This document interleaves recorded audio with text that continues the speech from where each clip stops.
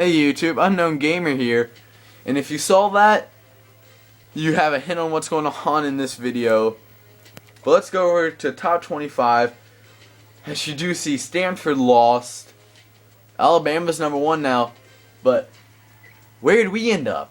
Did we end up getting ranked? Let's look and see here real quick. As you do see a lot of teams falling down. Oregon's climbing back up. Nebraska's flying up.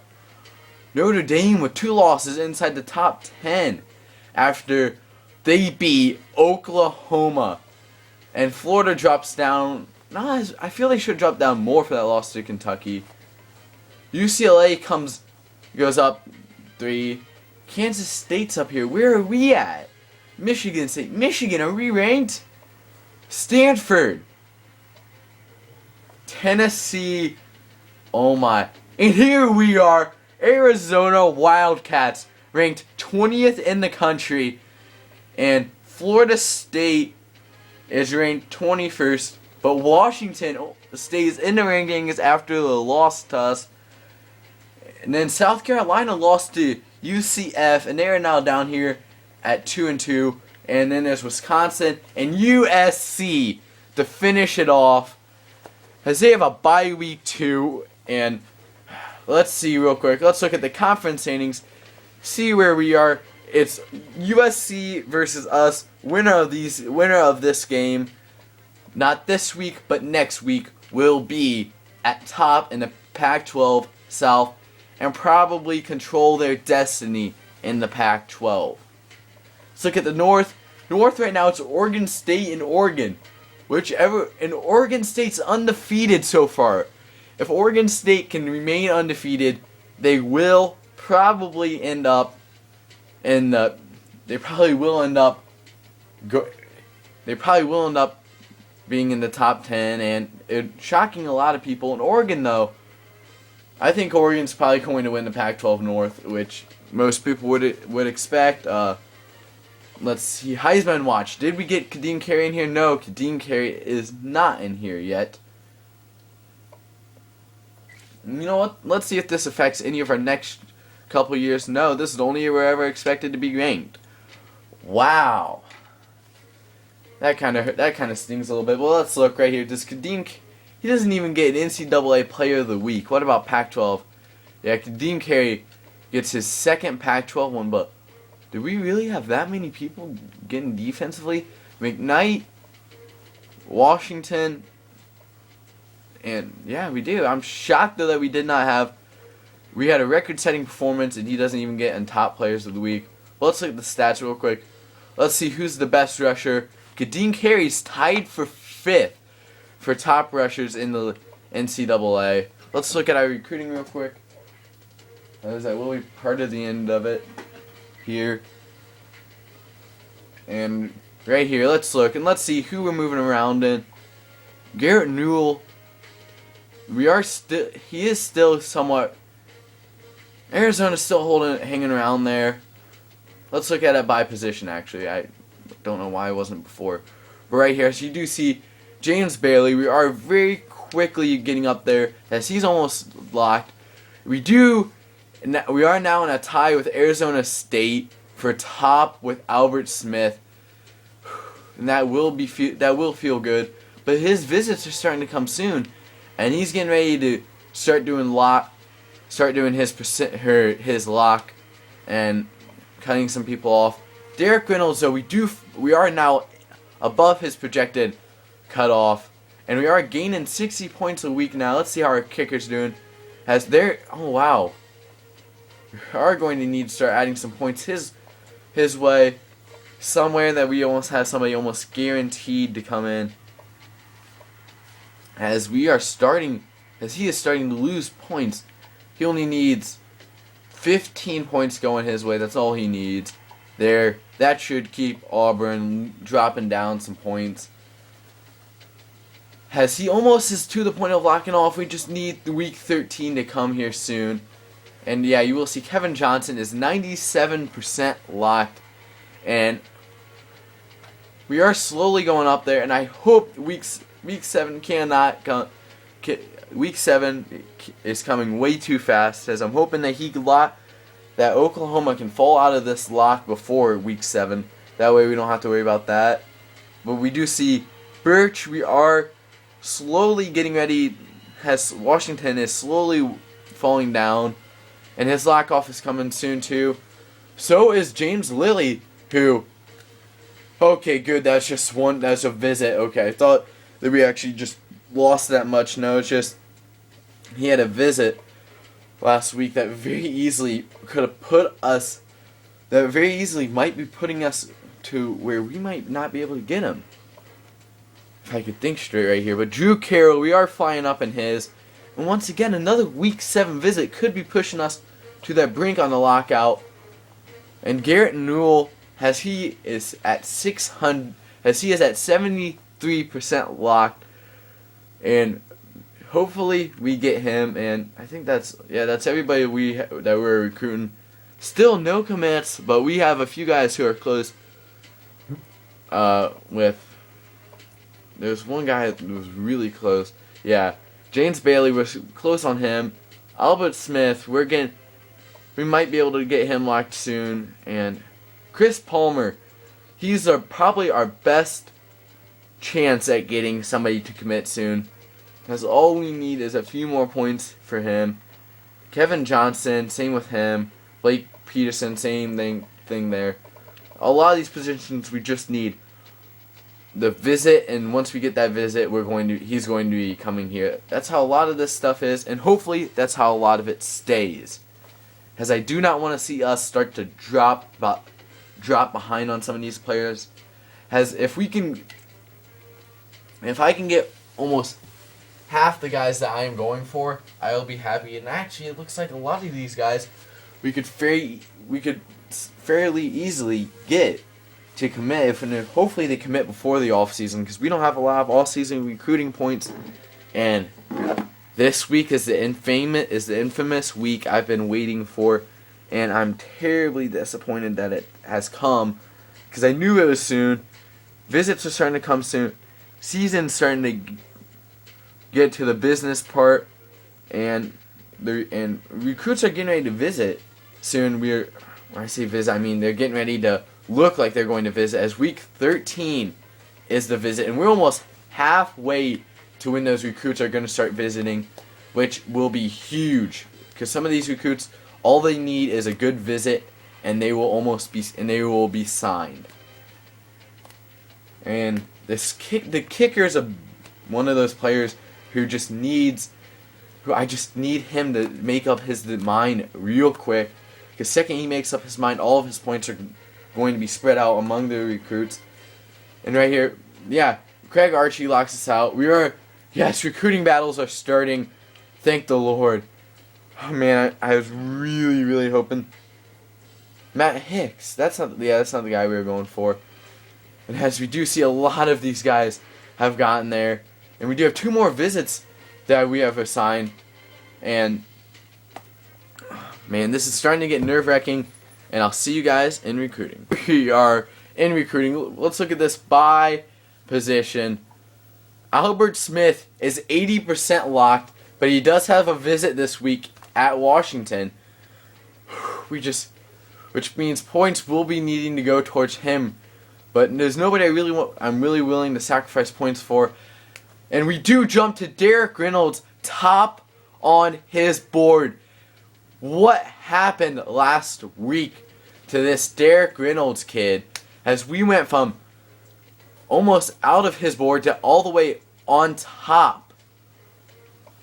I don't even know what happened, but right here, Chris Palmer he does have that visit on week 13. That visit cannot come quick enough, as he is now 74% locked. Recruiting battles getting ready to start here with Willie Mitchell, and I just want to get close enough point-wise to where that week 11 visit with Duke does not knock us out. Free safeties, we're not looking for anybody here, but Blake Peterson, oh my gosh, we might just get cut out of Blake Peterson's battle. Oh, I don't even know what happened. What happened? I don't even know what happened last week. He has a scholarship, doesn't he? Tell me he has a scholarship. Oh, no, Blake Peterson did not have a scholarship. That might be part of it. Whew. Now he has a scholarship to come here. That gives him a true reason to come here. Hopefully that gives him enough points to where he gets ready to commit here. And ooh, you do see we are in that battle with Tennessee. That's only 10 we see. Sorry, had to make a bad pun. And we do not have Washington starting to slowly be pushed out of this battle here. As right now 700 points would mean so much here for him. And right here we almost are in a recruiting battle with Lily too. As we do see Drew Carey, we are in the recruiting battle here too. Recruiting battles are heated moments. If you do not know, this is when everything has to go your way. If you want to even be able to sign somebody, everything has to go your way. And right here, you know you gotta push people out of the battle as fast as possible. You have to push them out of that battle. And right here, trying to get all the points I can towards Brandon Birch. Because I want to push Washington out of this battle ASAP. Faster they're out of this battle, faster we can put points towards other players that are getting ready to enter recruiting battles.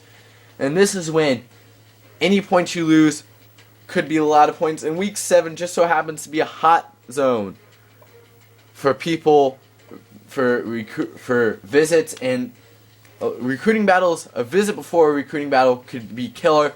But right here, Georgia is #1 in the nation, followed by Alabama, Ohio State, Texas, Louisville, Nebraska, and Oregon State. All the undefeateds are in one big cluster right now, as Texas has Oklahoma, a top 10 clash, but there is one undefeated team that's sitting outside the top 10, and that's Arizona. We're the only team sitting outside the top, well, there's one other undefeated team sitting outside the top 10, and that is, well, actually a few more teams sitting outside here. Is Iowa is there, but there's a team who I feel deserves to be ranked higher than Iowa, and that's USC, another undefeated team, as they are all over the place right now. And right here, Michigan State lost their first game to Iowa, so that pretty much shoots up a lot of what they wanted to do this year in the foot. And Syracuse is ranked now. Who else is receiving votes? Florida State dropped out. Washington dropped out. But Washington is receiving some votes. Arizona's starting to receive some votes now. Mississippi State did drop out, and they're starting to receive votes too. But wow, this is going to be a big battle at the end of the season. And, well, I'll see you guys in the game. Right here, as Green gets the outside on the kick return. He takes it all the way. First play against USC. This is a touchdown on a kick return. Oh, wow. That just means so much for us, because that just gives us so much confidence going into the game as we just set up everything perfectly, and we start off right here. We'll see, yep, 7-0 Arizona over USC. And this game, like, if you don't know, this game, the winner of this game, the only team left to compete with them for the Pac-12, to go into the Pac-12 championship game, is UCLA. So, basically, winner of this game pretty much gives themselves a good chance to go into the Pac-12 championship. Because I think we can handle UCLA. It's just USC has me a little bit nervous. Has me a little bit nervous. That's what I wanted to say. And oh wow, we bring a blitz, and oh, we break up the pass. That's how we do here at Arizona. We break up passes, and we make life terrible for the quarterback and the whole offense. Right here, I decided I would record the last few seconds of the first quarter, as this is pretty much first quarter. That big return was the only highlight play there was. But right here, we are running the read option, and Kadeem Carey almost makes a highlight play of his own right here, as we finally get something going through the running game, and that's been a big problem for us all day, as but our running game has not been able to do what it's done all season, and it finally does it. But now, right before end of the first quarter, we are going to try and get one more play, and we do get the ball to Griffey, who tries and does juke move, breaks 2 tackles, and goes out of bounds after a 16-yard gain. But yeah, as you see, this has been all defense, both sides, and right there, did you see that was one of the sacks that we had, and they did have a fumble, but they jumped back on it, so I decided I wouldn't even put it in. Right here, though, we do get the touchdown as Kadeem Carey dives into the end zone, and it's pretty much just 3-yard runs the whole time like that. No big plays really happen, but still pretty good game for pretty good touchdown there, and we go up 14-0 with basically 4 minutes left in the second quarter. And this is just, I just hope this game doesn't become one of those where we score, we get stopped on a drive, we score, we get stopped on a drive, and them just not in our defense playing a brick roll, because it's not interesting when that happens, and I understand it for you guys too. It's not that interesting watching one team dominate another. Right here, I'm waiting until the clock runs down to about 1 second, and then I'll call my timeout, and bang, timeout. I'll take the field goal right here. Didn't want to risk not getting any points. They keep telling me to go Hail Mary, but if I could get to the right place. But I trust my field goal kicker enough. 43 yards. We got him lined up right down the middle, and it's no good. Shouldn't have trusted him there, but I'm gonna have trust in my kicker. I think. Really disappointed though that he did not get that one though, because man, that sucks. 14-0 though. We go into halftime up 14-0. That's still pretty good, and it's still one heck of a game. Big hit on this play. Big hit from us as they do get the first down though. Bang! And that cannot feel good right there. Being a wide receiver and taking a hit like that probably doesn't feel the world's best. Here we are coming out on some Wildcat after a USC drive win. Oh gosh, that's okay. That's how the Wildcat works. What? Okay, I did not understand that at all. I thought Carey would be throwing it because Carey actually has a decent arm. Like, I used Carey a little bit and he had a pretty decent arm, so we're gonna try this again and hopefully Carey doesn't end up handing it off and having Jenkins throw it. But right here, coming out of the Wildcat. Nope, Carey's gonna keep it. Carey gets a complete pass over to Hayer, who Hayer keeps going. Hayer keeps trucking him, and Hayer goes down after a 20-yard pass from Carey. And this is why I wanted the Wildcat, because it gives us that type of playability, as we will be running it again. And we will be trying to get the ball to Solomon actually on this one, because they're not playing good coverage on Solomon. So let's see what happens if we hit Solomon. Can Solomon catch it? Yeah, he can, and he can also get hit for a 12-yard loss, which really sucks. But I just wanted to see how the Wildcat would work. Here, going into the fourth quarter, it's 14-0 Arizona. I apologize for that right there. That is super embarrassing. Arizona doing a very good job of keeping USC off the scoreboard. Right here, as they actually do get a touchdown, and it's one heck of a game now. We have a game on our hands. Are they going to show the replay? I'll show the replay. I hit the record button a little bit late, so yeah, that might have had something to do with it. Maybe I could have stopped it, but I don't think I could have. It's right here. Boom. He just blows our free safety to the ground, and we don't, and two bad tackles ends up putting USC on the scoreboard with 1:30 left. It's a 14-7 game. Just like that, this game that looked like it was all over is suddenly becoming a game again. And right here, as they try the offsides kick, can we get it? Yes, we do. Miller does recover it. 1 second. Illegal touching. I'm going to decline that because this gives me more yards to cover. And at times we've had a really explosive, at times we haven't been. So I want to make sure I have the most yards to cover. That way I can burn the most clock. That's my thinking on it, is more room I have to cover, more clock I have to run. And right here, Kadeem Carey gets the 13-yard rush right there, and they call a timeout. And man, I don't want to score a touchdown here because I don't want them to get the ball back, because even though if we score a touchdown, it's pretty much over. They could very easily get another touchdown, and I don't want to give up 14 points in the last quarter, because then that just shows that we are very weak in the fourth quarter, which I will admit we are weakest when it comes to that fourth quarter. That's when we're the weakest. And Kadeem Carey goes down and gets us our 10th first down of the game, and he has 127 yards rushing. And now we can start burning clock. And man, can I tell you that it feels good to know that right now, game's in our hands. We control our destiny. They have no say in it. They have no say in whether or not we will win it. We're the only team with any say in it. And, well, our say is, yeah, we're going to stop right there because I don't...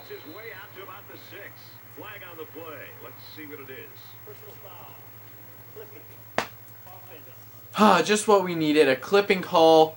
Again, scary one. First and 12. I'm fine with that though, because it gives us one more play, if anything else, to burn clock, and one more, because this will probably be the last offensive play we will run.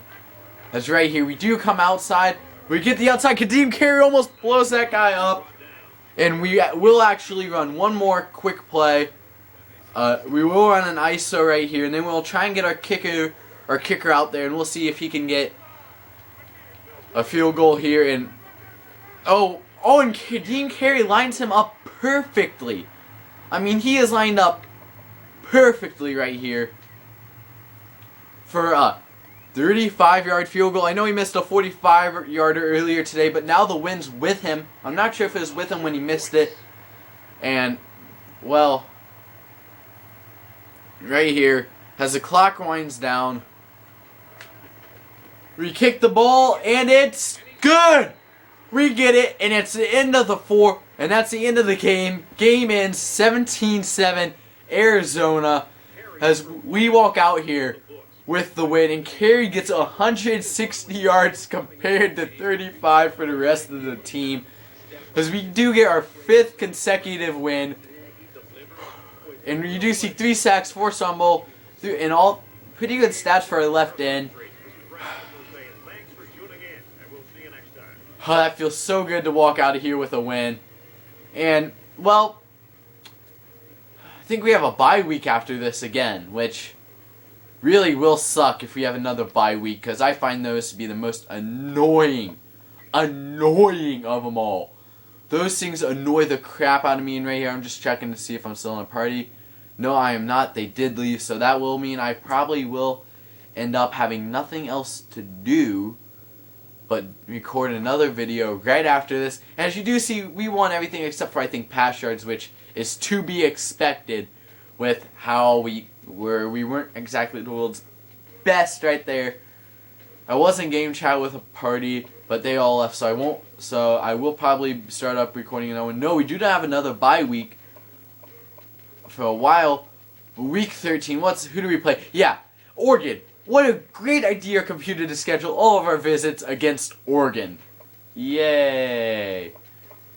So Oregon's our next big game, and actually we do have somewhat of a easier schedule with the games remaining than what we have coming up to now, and with what's left. I feel we have an easier schedule with what's left than what we had before. I feel we're to the easier part of our schedule, but also the part of our schedule at the beginning of the year. I said if we were going to lose any games throughout the year, this would be the part of the schedule where we lose them. And quite frankly, I feel this year could be an undefeated season for Arizona, and possibly a national championship, which I know would be huge for my first year here to win a national championship. But my main goal this year, get in a BCS bowl and make the conference championship. Because if I can do both of those, it will have been more than a successful season. And if we get to national championship, I feel it will have been an amazing season for this University of Arizona. And I know if we do that, it will just show you how big of a turnaround we have. But right here, you do see, cornerback Albert Smith. We are in a recruiting battle. As a lot of recruiting battles are starting to really happen now. We are seeing some guys are starting to commit, and that's what I want to see is these people start to commit. And I will see you guys next time.